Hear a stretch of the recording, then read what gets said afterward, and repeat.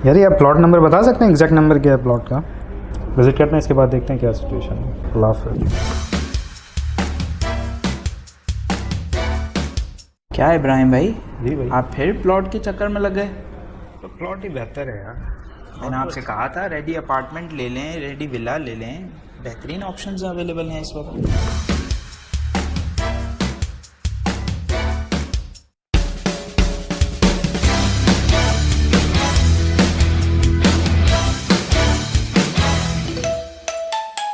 मेरे बजट में 2 bed apartment आएगा, उन्हीं रेट्स में अगर मुझे कोई अच्छा प्लॉट मिल जाता तो ज़्यादा बेहतर नहीं है। ये तो 2 बेड अपार्टमेंट आप देखें, सेफ़ है, सिक्योर है, इजीली रेंट आउट हो जाएगा, आपकी रेंटल इनकम इमीडिएटली शुरू हो जाएगी।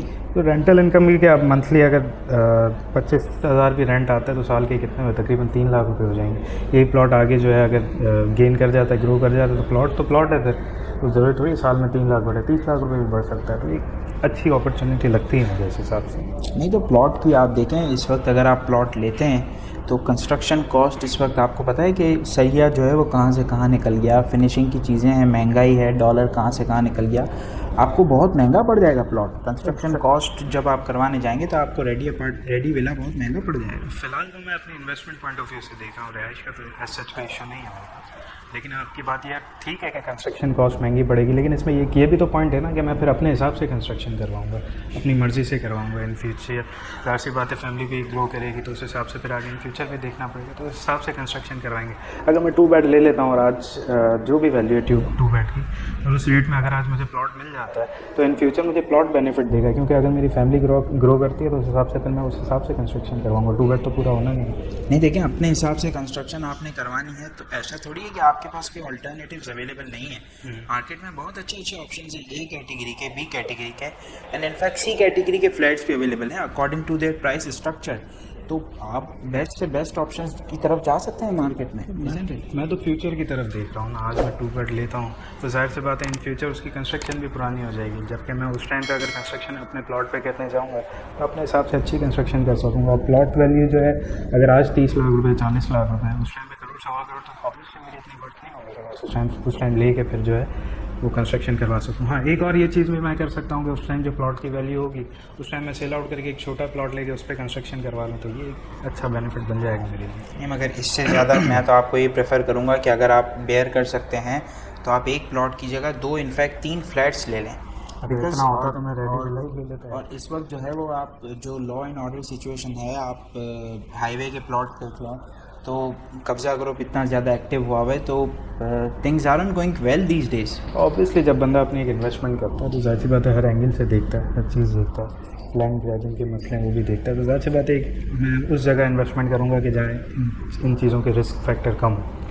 अब ज़ाहिर सी बात है लैंड ग्रैबिंग का मसला है, गई तो आपकी 25% में फाइल दिखती है। तो ऐसा थोड़ी है कि सिर्फ ज़मीन पर कब्ज़ा हो सकता है, बिल्टअप प्रॉपर्टी पे भी कब्ज़ा तो हो ही सकता है। हमने देखा है मतलब कराची में प्रीवियस ईयर्स के अच्छी जो मतलब बिल्डअप प्रॉपर्टीज है वहाँ पर भी कब्जे हो गए। नहीं, मगर वो तो खैर वो एक रिस्क फैक्टर हर जगह, चाहे ज़मीन हो चाहे बिल्डअप प्रॉपर्टी, हर जगह रहता है। लेकिन एक मतलब एक मेरे लिहाज से एक अच्छी चीज़ मुझे ये लगती है कि यार प्लॉट पे जाना चाहिए, प्लॉट ज़्यादा बेहतर है इन कंपैरिजन के आप बिल्डअप प्रॉपर्टी का। नहीं, बहुत रेयर सी कि आप जो है वो फ्लैट्स पे कब्ज़ा हो जाए या बिल्टअप प्रॉपर्टी पे कब्ज़ा हो जाए। और एक और एंगल से भी आप देखो तो प्रॉपर्टी में जो है वो आपके पास कुछ नहीं तो एक बिल्डर की फ़ाइल मौजूद होती है, बिल्डर जो कि SBCA से अप्रूव्ड होता है और जो है वो उसका एक अथेंटिसिटी होती है। प्लॉट पर अगर आपके कब्ज़ा हो गया, आप किससे जाकर लड़ेंगे, कहाँ अपनी फरियाद सुनाएंगे, कहाँ अपनी चीज़ों को क्लेम करेंगे? अगर तो ऐसा है कि अगर बिल्डर की प्रॉपर्टी पे भी कब्जा हो जाए, अगर बिल्डर ही भाग जाए तो फिर आप क्या करोगे? बहरहाल रिस्क फैक्टर हर जगह है। हाँ, एग्जैक्टली। अब आप जाहिर सी बात है मैं कोई चीज़ लूँगा तो जाहिर सी बात है प्रॉपर डॉक्यूमेंटेड चीज़ लूँगा। अगर कोई प्लॉट लेता हूँ तो उसकी प्रॉपर डॉक्यूमेंटेड चीज़ लूँगा। मैं अगर मैं शहर में लेता हूँ, बैरिया में लेता हूँ, DHA सिटी में लेता हूँ या XYZ कहीं भी लेता हूँ तो ऑब्वियसली डॉक्यूमेंटेशन के साथ ही लूँगा। बगैर आपकी रिसर्च के, बगैर हर चीज़ प्रॉपर किया तो मैं नहीं लूँगा कोई भी चीज़। नहीं, खैर मैं तो आपको ये प्रेफर करूँगा कि अगर आप रेडी चीज़ की तरफ जाते हैं तो वहाँ पर जो है वो आपको सारी फैसिलिटीज़ नियर बाय मिल जाएंगी, सेफ़ एंड सिक्योर है और इजीली रेंटेड हो जाएगा। वो तो पॉइंट मैंने आपको पहले ही डिस्कस किया। तो ये है कि चीज़ें जो हैं वो काफ़ी ज़्यादा बेहतर हैं उस तरफ अगर हम जाएँ और उन चीज़ों को देखें तो। असल में 3-4 चीज़ें होती हैं। मैं देख रहा हूँ इन्वेस्टमेंट के लिहाज से, मैं अभी रहाइश के लिहाज से या रेजिडेंस के लिहाज से नहीं देख रहा हूँ। मेरी अपनी एक मतलब घर है अपना शहर के अंदर, वहाँ मैं रहता हूँ। अब मेरे पास एक एक्स्ट्रा इनकम, एक्स्ट्रा सोर्स है, उस हिसाब से मैं अपनी इन्वेस्टमेंट के हिसाब से प्लॉट की तरफ। अब इसमें 3-4 चीज़ें होती हैं, 3-4 किस्म के लोग होते हैं। एक होते हैं कि जिनको लेके जो है घर बेच के फ़ौरन दूसरी जगह रहाइश करनी होती है, तो उनके लिए तो बिल्डअप प्रॉपर्टी बहुत अच्छी है कि उनके लिए तो इससे अच्छा कोई ऑप्शन ही नहीं है कि भाई उन्होंने कोई अपनी पुरानी चीज़ बेची और नई कंस्ट्रक्शन की तरफ, नई बिल्डअप प्रॉपर्टी की तरफ आ गए, उनके लिए तो अच्छा है। अच्छा, सेकंडली ये क्या होता है कि सेकंड उस तरीके के लोग होते हैं कि जिनकी एक बड़ी फैमिली है, अब उनके पास एक छोटा घर है, दो या 3 होंगे या 4 होंगे, वो उनको पूरा नहीं हो रहा, तो ऑब्वियसली अब उनके पास इतना मतलब वो घर बेच के उनके पास इतना पैसा होना चाहिए कि कोई बिल्टअप प्रॉपर्टी ले सकें।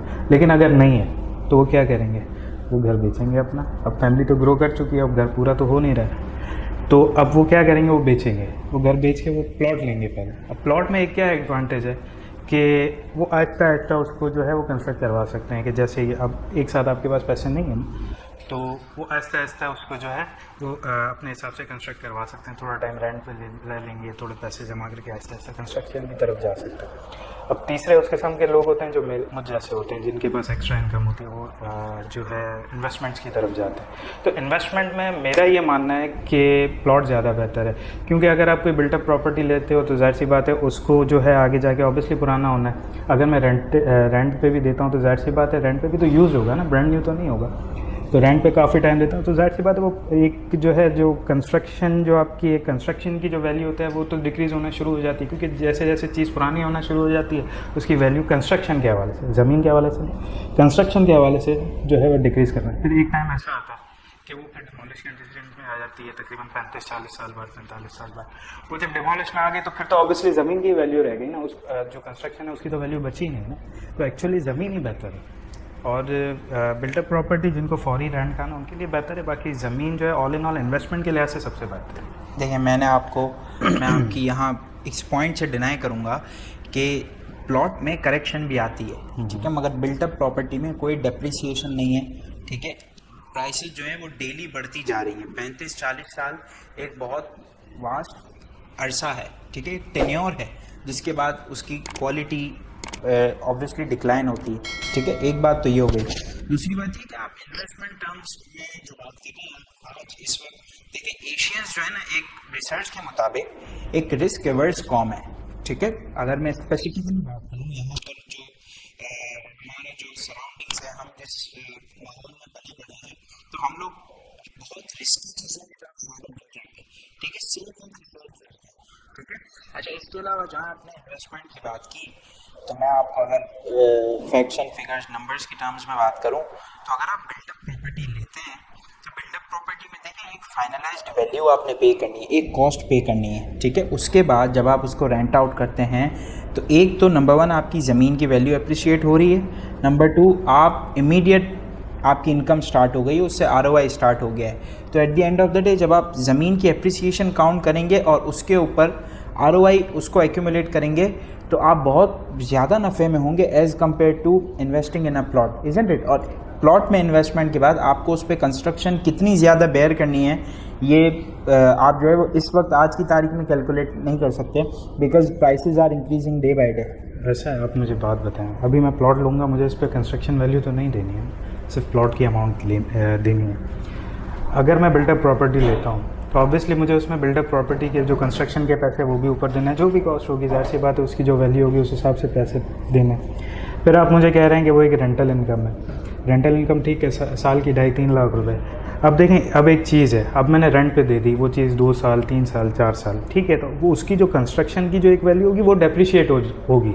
जो ज़मीन की वैल्यू है वो तो अप्रिशिएट होनी है ना, वो तो हो ही रही है अपने हिसाब से। लेकिन यही तो मैं कह रहा हूँ कि जब ज़मीन की वैल्यू अप्रिशिएट होनी है और कंस्ट्रक्शन तो 3-4 साल 5 साल यूज़ होने के बाद जाहिर सी बात एक डेप्रिसिएशन की तरफ जाती है, तो ज़मीन ही लेना बंदा, पर उसकी तरफ तो जाने का मकसद ही नहीं बनता है ना। और दूसरी चीज़, आप मुझे एक फैसिलिटीज़ की बात करें तो देखें, जो भी इन्वेस्टमेंट जो भी बंदा करेगा वो सराउंडिंग्स की फैसिलिटीज़ देख के ही करेगा, चाहे वो बिल्डअप प्रॉपर्टी ले, चाहे वो प्लॉट ले, ज़मीन ले, मकान ले, कुछ भी ले, वो फैसिलिटीज़ देख के ही करेगा। और चलें जो थोड़ा मज़ीद और आगे जाके फ्यूचर की सोच रहा है तो वो ज़ाहिर सी बात है वो अंडर डेवलप चीज़ें लेकिन जहाँ इतनी फैसिलिटीज़ नहीं होंगी। अब अंडर डेवलप में तो ज़ाहिर सी बात है वो कंस्ट्रक्टेड चीज़ों की तरफ तो नहीं जाएगा ना, वो ज़ाहिर सी बात है प्लॉट या ज़मीन की तरफ ही जाएगा। अब फैसिलिटीज़ उनके लिए अच्छी होती हैं जिनको फौरी रिहाइश करनी हो, या तो फिर वो ऐसी जगह देख रहे हों कि जहाँ अभी मतलब फैसिलिटीज़ थोड़ी थोड़ी आना शुरू हो गई हैं और जो है वो ज़मीन और कुछ वहाँ पे कंस्ट्रक्शन रेट भी आ चुका है, तो वो ऐसी जगह टारगेट करेगा कि जिनको अभी 2-4 साल 5 साल में रहे। अब जो देखी 15-20 साल 25 साल भी रहा है, लॉन्ग टर्म इन्वेस्टमेंट की तरफ जा रहा है, तो ज़ाहिर सी बात है वो तो इतनी फैसिलिटीज़ को इस वक्त इतना केटर नहीं करेगा ना, सोचेगा नहीं उस बारे में।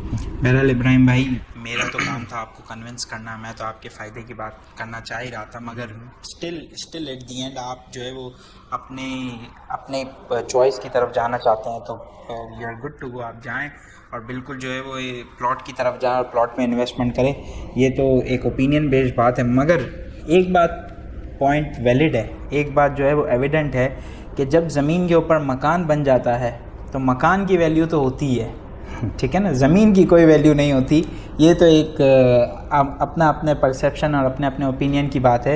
ये तो हमने अपने ऑडियंस को इंगेज करने के लिए, एक इन्फॉर्मेशन प्रोवाइड करने के लिए हमने आपके लिए एक नया टॉपिक चूज़ किया था।